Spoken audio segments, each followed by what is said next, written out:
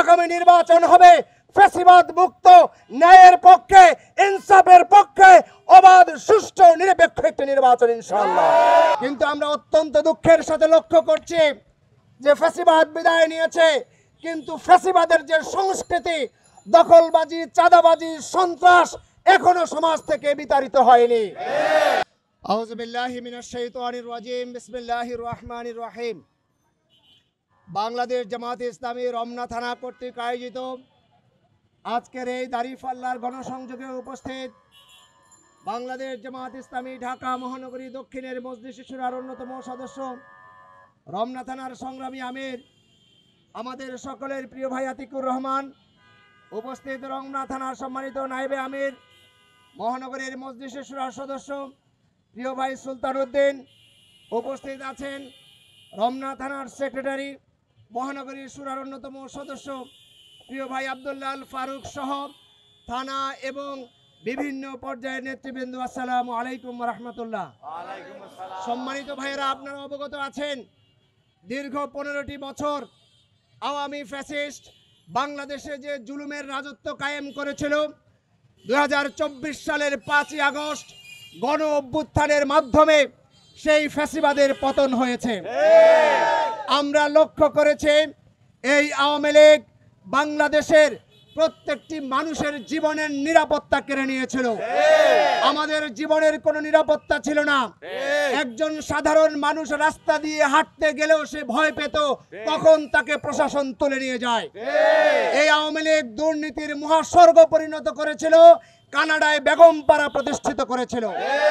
এই আওয়ামী লীগ বিচার ব্যবস্থাকে ধ্বংস করে এমন পর্যায়ে নিয়েছিল যে বিচারকরা সরকারের এবং আওয়ামী লীগের কর্মী হিসেবে কাজ করেছে।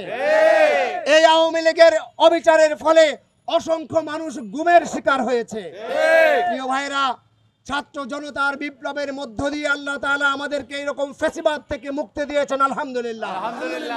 কিন্তু আমরা অত্যন্ত দুঃখের সাথে লক্ষ্য করছি যে ফ্যাসিবাদ বিদায় নিয়েছে, কিন্তু ফ্যাসিবাদের যে সংস্কৃতি, দখলবাজি, চাঁদাবাজি, সন্ত্রাস এখনো সমাজ থেকে বিতাড়িত হয়নি। বাংলাদেশ জামায়াতে ইসলামী মনে করে একটি কল্যাণমূলক, ন্যায়ের ভিত্তিতে ইনসাফমূলক সমাজ যদি প্রতিষ্ঠিত করতে হয়, আল্লাহর আইন ছাড়া সম্ভব নয়। এজন্য আমরা এই রমনাবাসীকে, গোটা ঢাকাবাসীকে আহ্বান জানাবো, সত্যিকার অর্থেই যদি বাংলাদেশকে দুর্নীতি মুক্ত, সন্ত্রাস মুক্ত, চাঁদাবাজ মুক্ত, শান্তির, ন্যায় এবং ইনসাফের বাংলাদেশ হিসেবে দেখতে চান, অবশ্যই আপনাদেরকে ইসলামের পক্ষে অবস্থান নিতে হবে। আমরা আশা করছি বাংলাদেশের মানুষ ইতিমধ্যে সিদ্ধান্ত নিয়েছে তারা কোনো ফ্যাসিবাদের সাথে আর আপোষ করবে না। তারা ফ্যাসিবাদকে যেভাবে রক্ত দিয়ে দমন করেছে, উৎখাত করেছে, আগামী নির্বাচন হবে ফ্যাসিবাদ মুক্ত, ন্যায়ের পক্ষে, ইনসাফের পক্ষে, অবাধ, সুষ্ঠু, নিরপেক্ষ একটি নির্বাচন ইনশাআল্লাহ। সে নির্বাচনে জনগণ এমন প্রার্থীকেই বেছে নিবে যারা আর জনগণের সম্পদ লুণ্ঠন করবে না। জনগণ এমন প্রার্থীকেই বেছে নিবে যে প্রার্থী সন্ত্রাস করবে না, দুর্নীতি করবে না, চাঁদাবাজি করবে না, মানুষের জীবন নিয়ে ছিনিমিনি খেলবে না। বাংলাদেশ জামায়াতে ইসলামী এটি প্রমাণ করতে সক্ষম হয়েছে। তাদের নেতৃবৃন্দ দুর্নীতি মুক্ত ছিলেন, তারা এমপি ছিলেন, মন্ত্রী ছিলেন, তাদের বিরুদ্ধে 1 টাকার দুর্নীতি জামাতের বিরুদ্ধে কেউ দেখাতে পারেনি। আমরা দীপ্ত কণ্ঠে বলতে চাই, আগামীর বাংলাদেশ ইনশাআল্লাহ ইসলামপন্থীদের বাংলাদেশ। আগামীর বাংলাদেশ হবে একটি মানবিক বাংলাদেশ। সেই বাংলাদেশে আমরা কোনো চাঁদাবাজকে আর দেখতে চাই না। সেই বাংলাদেশে আমরা আর কোনো সন্ত্রাস, আর কোনো গুম, আর কোনো খুন দেখতে চাই না।